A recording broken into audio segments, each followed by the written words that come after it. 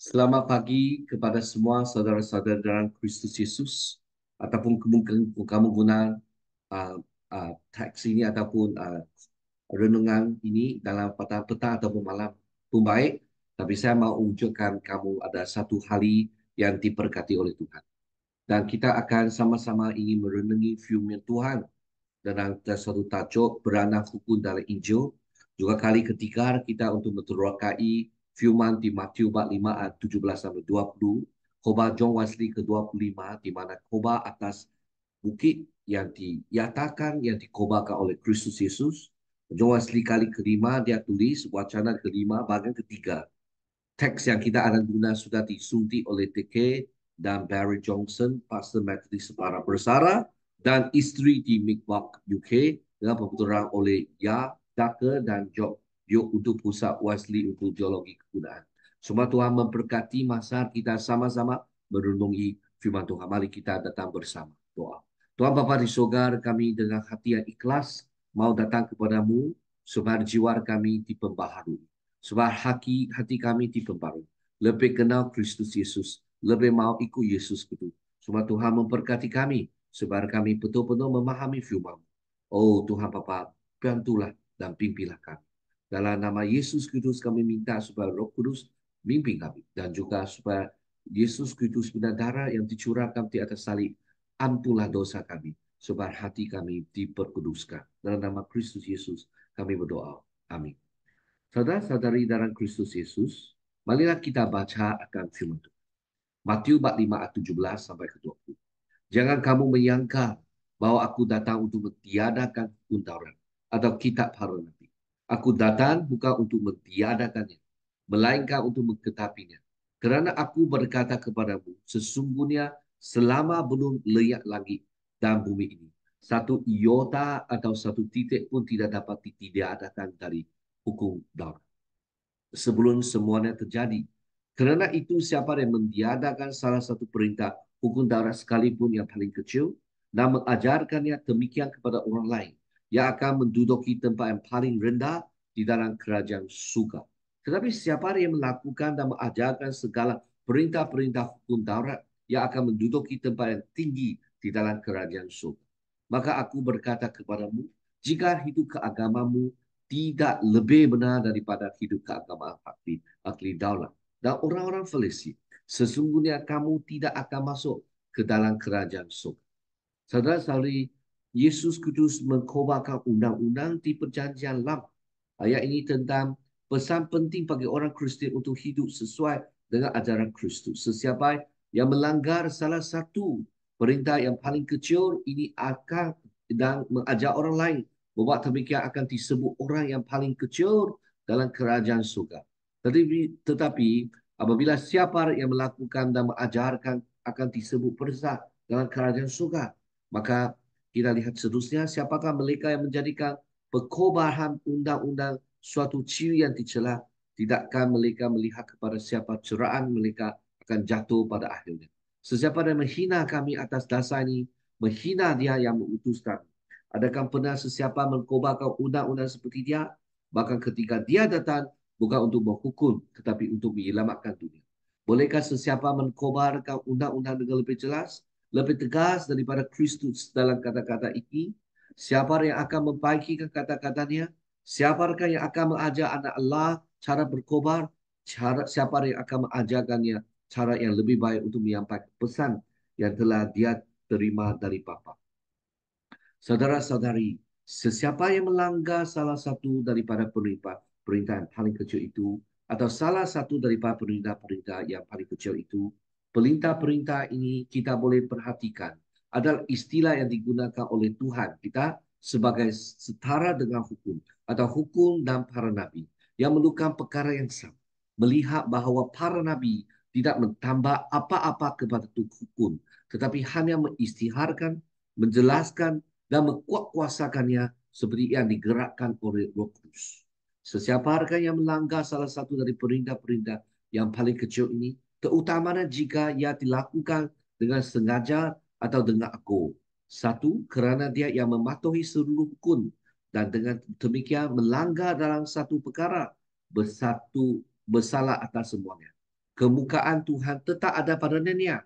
Seorang-orangnya dia telah melanggar setiap satu, jadi tiada pengecualian dibuat untuk satu nafsu kesayangan. Tiada simpanan untuk satu berhala. Tiada alasan untuk memohon diri daripada semua yang lain dan hanya mengira kepada satu dosa yang tersembunyi. Apa yang Tuhan tuntut adalah ketaatan sepenuhnya. Kita harus memperhatikan semua perintahnya. Jika tidak, kita kehilangan semua usaha yang kita lakukan dalam mematuhi sebagiannya dan jiwa kita yang malam untuk selama-lamanya.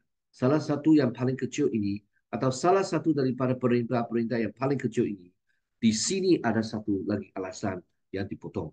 Di mana ramai yang tidak dapat mentipu Tuhan, menyediakan mentipu jiwa mereka sendiri. Dosa ini kata si berdosa. Bukankah ia kecil? Takkan Tuhan akan ampuni aku dalam perkara ini? Pasti dia tidak akan berterlalu keras untuk mentanai ini. Kerana aku tidak melanggar dalam perkara-perkara hukum yang lebih besar. Harapan yang sia-sia berbicara menurut cara manusia. Kita boleh menyebut ini sebagai perintah-perintah besar. Dan itu sebagai perintah-perintah kecil. Tetapi dalam realiti ia tidak demikian.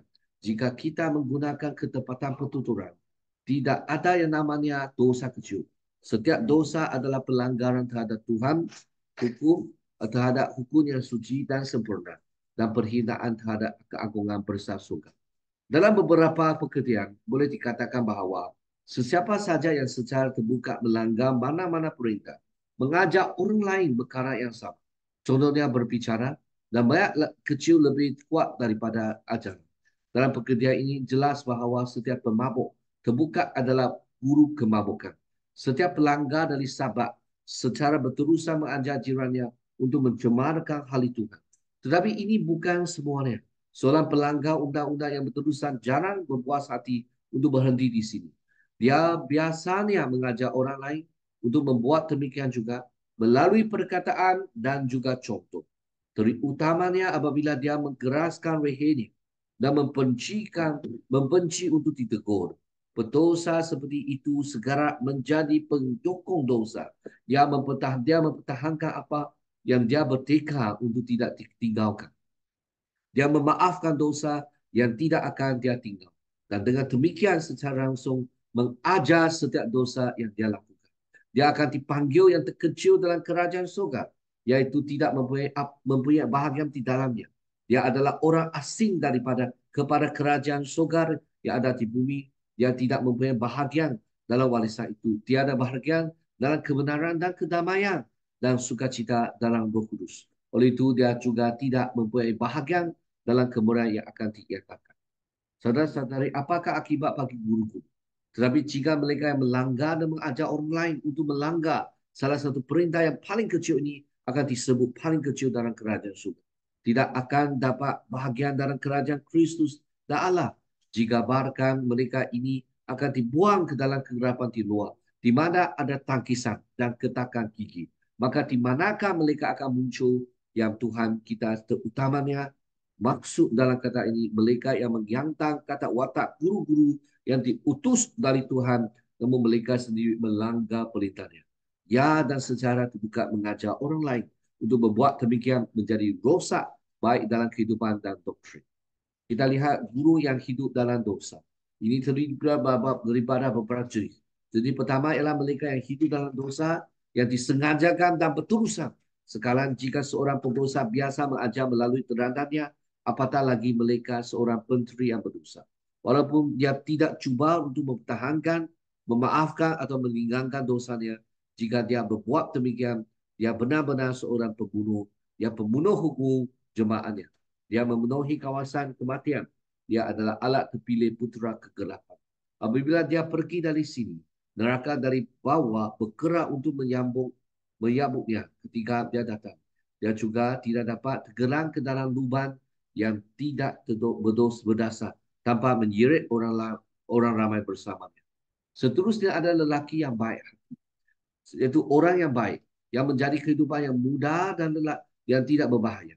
Tidak menyusahkan diri mereka dengan dosa luaran walaupun kesucian dalaman. Walaupun lelaki ini juga rujuk kepada perempuan. lelaki atau perempuan yang tidak mentonjolkan sama ada dalam satu cara atau yang lain, dan tidak untuk agama atau tidak beragama yang sangat teratur di tempat awam maupun pribadi, tetapi tidak berpura-pura menjadi lebih ketat daripada jiwa mereka. Seorang menteri jenis ini tidak melanggar satu atau beberapa sahaja perintah Allah yang paling kecil, tetapi semua cabang undang-undangnya yang besar dan berat yang berkaitan dengan kuasa kesalehan. Dan semua yang menghendaki kita melewatkan masa kebaraan kita dalam ketakutan untuk mengusahakan keselamatan kita dan takut dan kemudahan. Untuk mempunyai pinggang kita sentiasa terikat dan lampur kita menyala, untuk berusaha atau berjuang untuk memasuki melalui pintu yang sempit. Dan dia mengajar orang demikian melalui seluruh bentuk kehidupan dan teknologi penggunaannya yang secara seragam cenderung untuk mentenangkan mereka yang dalam mimpi, yang menyenangkan, yang membayangkan diri mereka Kristian, dan bukan untuk meyakinkan semua yang menghadiri pelayanan untuk terus tidur dan beristirahat. Oleh itu tidak heranlah jika kedua-duanya dan mereka yang berikutnya bangun bersama-sama dalam api yang kekal.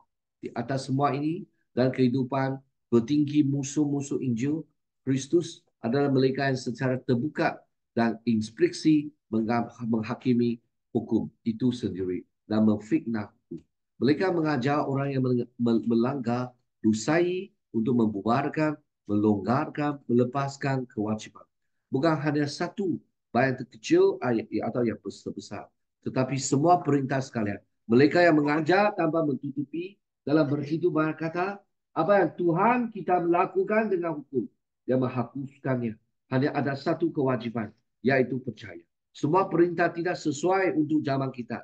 Dari tuntutan hukum manapun, tiada seorang yang wajib sekalian untuk melangkah satu langkah, memberitahu satu sen pun, maka atau mengelakkan satu suap pun. Ini memang membawa perkara dengan tangan yang tinggi. Ini adalah pententang Tuhan secara langsung. Dan memberitakan dia bahawa dia tidak bererti bagaimana menyampaikan pesan yang dia diutus untuk menyampaikan. Ya Tuhan, janganlah tangkapkan dosa ini kerana kepada mereka. Bapa ampunilah mereka. Kerana mereka tidak tahu apa yang mereka buat. Terusi menghormati Kristus. Keadaan yang paling mengejutkan yang menyertai delusi kuat. Ini adalah bahawa mereka yang terpercaya dengan niat benar-benar percaya bahawa mereka menghormati Kristus dengan mentumbankan hukumnya, dan bahawa mereka mempersahkan jawatan niat sementara mereka memusnahkan ajarannya. Ya, mereka menghormatinya sama seperti Yusutais lakukannya ketika dia berkata, "Salam, guru," dan menciumnya, dan dia boleh dengar adil berkata kepada setiap orang daripada mereka, "Engkau mengkhianati anak manusia dengan ciuman." Ia tidak lain daripada mengkhianati dia dengan ciuman untuk bercakap tentang darahnya dan mengambil mahkotannya untuk mempadang ringan mana-mana bahagian kukunya dengan alasan memanjukan Injilnya. Malah sememangnya tidak ada siapapun yang dapat melepaskan diri daripada tuduhan yang mengajar iman dengan cara yang secara langsung atau tidak langsung cenderung untuk mengetepikan mana-mana cabang ketaatan, yang mengajar Kristus sedemikian rupa sehingga membatalkan atau melemahkan dalam apa jua saja jarak sekecil-kecil perintah Tuhan. Memang mustahil untuk mempunyai penghargaan yang terlalu tinggi terhadap iman orang pilihan Allah. Dan kita semua mesti beristiharkan oleh kasih dunia kamu diselamatkan melalui iman, bukan hasil usaha sendiri. Sebab tidak ada yang dapat memegang. Kita mesti berseru dengan lantang kepada setiap orang berdosa yang bertaubat. Percayalah kepada Tuhan Yesus Kristus dan kamu akan diselamatkan. Tetapi pada masa yang sama, kita mesti berhati-hati untuk memberitahu semua orang bahawa kita menghargai iman yang kerja melalui kasih sayang, dan bahawa kita tidak diselamatkan oleh iman kecuali setakat mana kita dibebaskan dari kuasa sedang kesalahan dosa. Dan apabila kita berkata, percayalah dan kamu akan diselamatkan, kita tidak bermaksud percayalah dan kamu akan melanggar dari dosa ke surga tanpa ada kekudusan di antaranya. Iman menggantikan tempat kekudusan. Tetapi percayailah dan kamu akan menjadi kudus. Percayailah kepada Tuhan Yesus dan kamu akan memperoleh kedamaian dan kuasa bersama-sama. Kamu akan memperoleh kuasa daripada Dia yang kamu percayai untuk menginjak-injak dosa di bawah kakimu. Kuasa untuk mengasihi Tuhan Allahmu dengan segenap hatimu dan untuk melayaninya dengan segenap kekuatanmu. Kamu akan memperolehi kuasa melalui keteguhan yang sabar dalam berbuat baik untuk mencari kemuliaan, kehormatan dan kepakaan. Kamu akan melakukan dan mengajar semua perintah Allah dari yang kecil hingga yang terbesar. Kamu akan mengajarkannya melalui hidupmu serta kata-katamu dengan demikian akan disebut persa dalam kerajaan surga. Semoga Tuhan memberkati kami kita untuk bukan saja iman dalam Yesus tapi taat kepada Yesus. Ini menunjukkan iman yang sejati. Mari kita datang untuk berdoa bersama. Tuhan Bapa di surga, kami puji Tuhan sebab Tuhan adalah baik dan benar. Semoga Tuhan memberkati kami lebih-lebih lagi mau menturut kepada firman Yesus. Kami puji Tuhan, nama minggu syukur Yesus. Tuhan Tritunggal. Dalam nama Yesus Kristus kami berdoa bersama. Amin. Semoga Tuhan memberkati kamu dan sekeluarga dan kita jumpa lagi.